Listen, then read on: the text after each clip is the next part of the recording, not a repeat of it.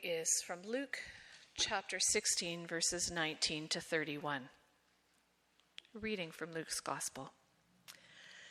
There was a rich man who was dressed in purple and fine linen, and who feasted sumptuously every day. And at his gate lay a poor man named Lazarus, covered with sores, who longed to satisfy his hunger with what fell from the rich man's table.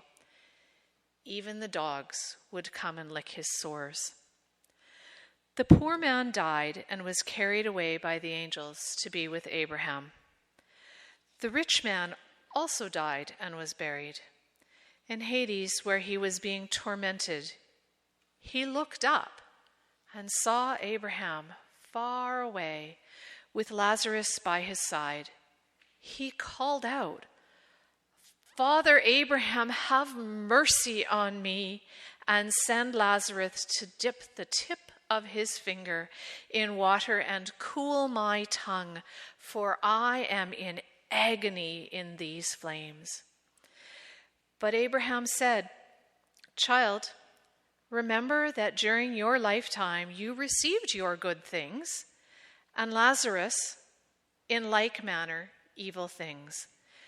But now he is comforted here, and you are in agony. Besides all this, between you and us is a great chasm that has been fixed, so that those who might want to pass from here to you cannot do so, and no one can cross from there to us." The rich man said, "Then, Father, I beg you to send to my father's house, for I have 5 brothers, that he may warn them, so that they will not also come into this place of torment." Abraham replied, "They have Moses and the prophets. They should listen to them." The rich man said, "No, Father Abraham, but if someone goes to them from the dead, they will repent." He said to the rich man, "If they do not listen to Moses and the prophets, neither will they be convinced, even if someone rises from the dead." Hear the witness of the gospel. Thanks be to God.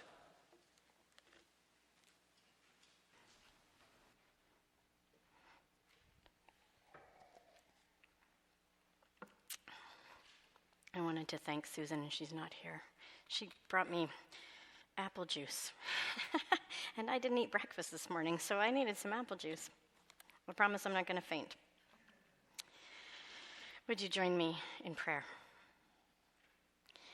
Jesus, sometimes your words upset people. Sometimes your stories were like a 2x4 between the eyes. They made people angry. May my words point to your kingdom and not my agenda. Speak your truth and your gospel. Amen. I'm going to begin by admitting to you that I asked to preach this Sunday. When I looked at the lectionary passages for this Sunday and saw this passage from Luke, the parable of the rich man and Lazarus, I jumped at the chance. And I have been regretting it ever since. For a couple of reasons. It's been an exceptionally busy few weeks, and I haven't been able to invest the time into a polished written sermon that I usually like to give. Maybe God had a plan in all that. Maybe that's going to enable me to speak more from the heart. So why did I want to preach on this Sunday story? Well, it's a great story. Years ago, when I worked for a little company that Ralph Milton and his friend Jim Taylor started, Woodlake Books, I worked on a writing team for a Sunday school curriculum, and we always sighed a little sigh of relief when we hit a week with a parable. It's so much easier to write a children's Sunday school lesson based on a story than it is on an epistle or some random verse or psalm. Today's story is a moral fable, a tale straight out of Dickens. Who knows, it might have even been the inspiration for A Christmas Carol. Doesn't Scrooge and the rich man bear a certain resemblance? Jesus was a great user of parables, He often used a tale or a style of tale that his audience would be familiar with, and then gave it a good twist. Today's parable is a classic reversal of fortune story. Before I get to the story, in good Jesus storytelling fashion, I'm going to tell you another story, or maybe a couple of stories. Let's just say eventually I'm going to circle back around. I hope to saying something about this story, about a rich man and a poor man who lived on the front steps of the rich man's house. I apologize. Some of you have heard me tell this story a few months ago. Greg Sheena lives across the street from our church at the rather infamous 736 Bernard Avenue, the low-rise apartment building with brown siding. I say infamous because the police are there at least weekly, sometimes more frequently. It's one of the few places where someone who can't get a good reference from their last landlord or who is just leaving the street can rent. Quite a number of folks living there have been regulars to our drop-in coffee hour on Tuesdays and Thursdays and get groceries from our food shelf. I've been inside some of the apartments. Let's just say it's the kind of place where if a fridge stops working, the landlord isn't likely to fix it.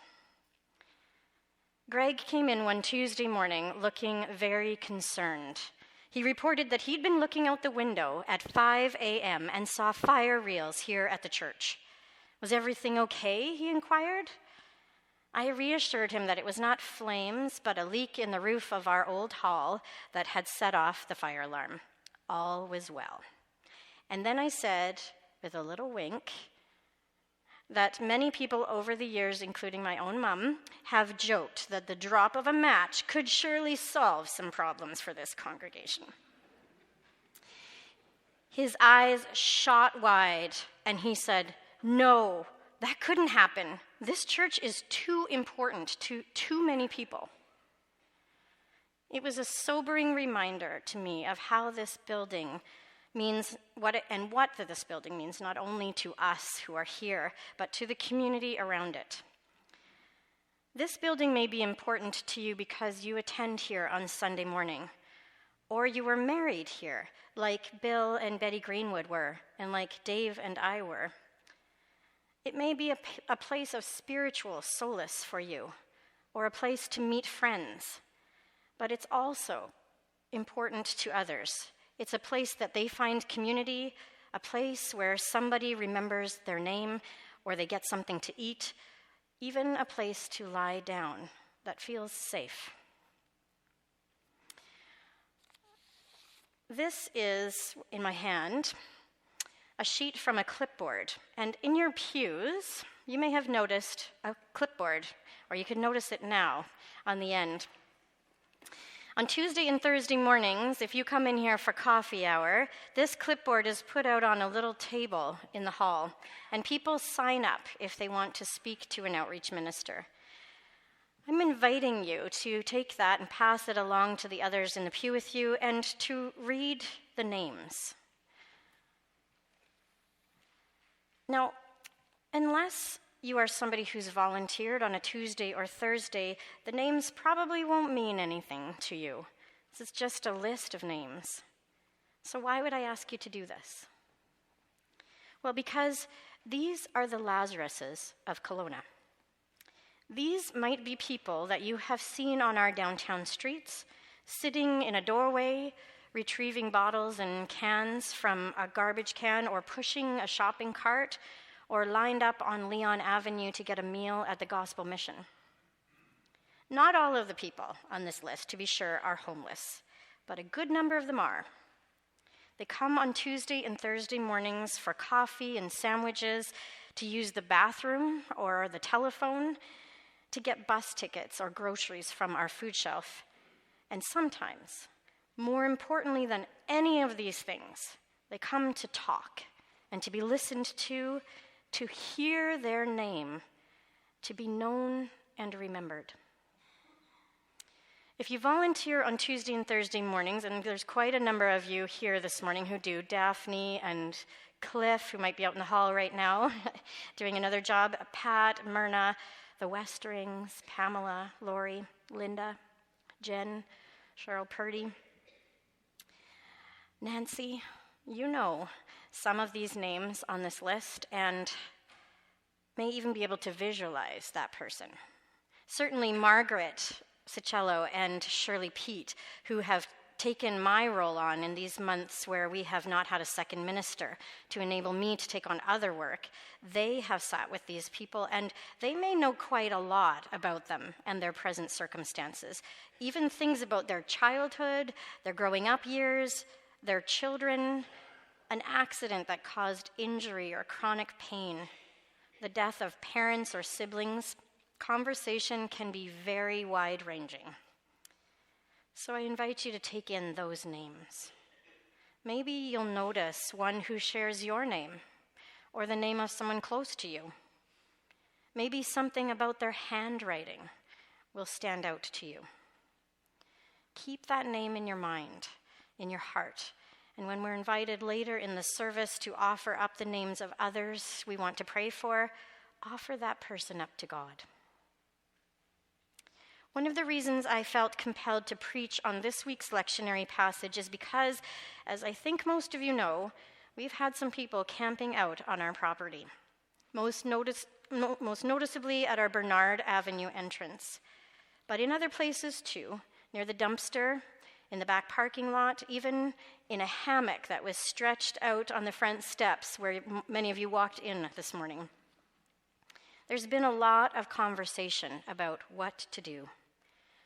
Concerns have been raised about safety, that the Bernard Street entrance is a fire escape, and what to do if people are sitting or lying against it and people can't get out in an emergency, or people can't get to the mailbox, which is in the same alcove. There have been concerns raised for the safety also of the individuals themselves who are living there. One day in May, when I was on holiday, an argument erupted, potentially violent and loud enough to be overheard by Frances, our supply minister, our student minister who was with us at the time, whose office is close to that entrance. She and Tanya, our office administrator, went out and talked to them. Tanya told them, "We work in this building behind you, and we can hear you all the way inside. And while it's okay that you're here, it's not okay that you're fighting." And she suggested that the two needed to take some time apart, a break. And so he went, and the girl, whose name they learned was Crystal, was very upset and crying, and so they invited her into the building. She washed her face in the bathroom, and they got her a sandwich, and Frances talked to her for a little while. That couple moved on, but others have come. More discussion at property and board meetings and amongst congregants, no doubt. Concerns range from staff safety, the potential for vandalism, or just of encouraging more of the same, to the way it looks. Others have said that they bring their children here or attend here because of what this church does to help people. Things like our outreach programs, our food shelf, our annual New Year's Day dinner. And they wonder about how putting up a fence at that entrance would be perceived. People have expressed compassion, judgment, fear, anger, disgust, and certainly uncertainty about how to respond. I think the only faithful way to respond is to keep asking ourselves, what would Jesus do? What does God want us to do? Today's parable, while unique to Luke's gospel, it's not repeated in any of the other gospels, is certainly in keeping with the rest of the gospel. There is an overall theme of economic generosity and justice that runs through Luke. It's evident from the first chapter. It's Luke who reports that Jesus is born in a makeshift shelter in a poor backwater town. It's Luke who features Mary's song celebrating how God fills the hungry with good things and sends the rich away empty. It's Luke who declares that Jesus describes his mission as first and foremost to bring good news to the poor, And then later in the Sermon on the Plain, he says, both blessed are you poor and woe to you who are rich. It's Luke 2 who includes Jesus' stories of the rich fool who builds ever larger barns and the rich ruler who turns away from discipleship because he was very rich. Time and again, Luke underlines that what we do with our money is an important indicator of our spiritual maturity. This isn't a sideshow in Luke's gospel, but rather a consistent organizing theme. And in the midst of all of this comes this story of the rich man and Lazarus. In the story, we get a clue right away that this is a reversal of expectation story. The rich man doesn't have a name, but the poor man does. This is not the way of the world, is it, folks? Not this world, anyway. But Jesus is always pointing to the kingdom of God. Things are always different there. There, the last shall come first. So we learn the man's name, Lazarus. Not to be connected with the Lazarus who was the brother of Mary and Martha that Jesus raises from the dead. That's a different Lazarus. The name for this homeless character was probably chosen because of its significance. Lazarus, or El Lazar, means God has helped. It is the poor man who's given a name, a role reversal for those that society usually sees as nameless. And this is as much true in our time as it was in Jesus' time. So we don't know the rich man's name, but that doesn't mean we don't know anything about him. Far from it. In a few short verses, we get to know a lot about him. He's described as being clothed in purple and fine linen, a description of the robes of the high priests and the wealthy citizens of that time. He feasts on what could be translated gourmet meals. He feasts, and the word is merrily, or euphranemenos. Luke uses the same word to describe the merriment of the rich fool in the previous chapter. And Lazarus lies hungry and sick at the rich man's gate. We might wonder, does the rich man notice Lazarus? Is he oblivious inside his palace, protected by his privilege?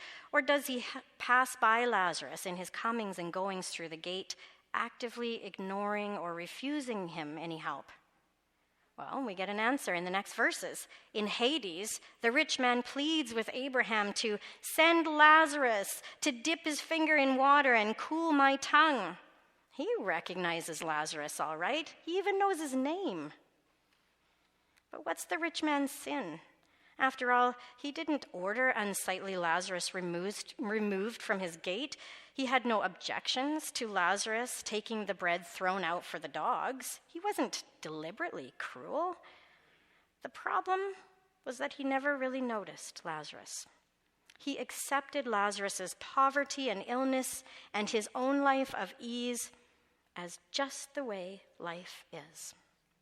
He did not recognize that the gap between his life situation and that of Lazarus's had also caused a gap in his relationship with God. There is no simple solution to problems like homelessness. Even building more shelters or the perfect shelter isn't a solution. Our city isn't the only city facing these critical issues.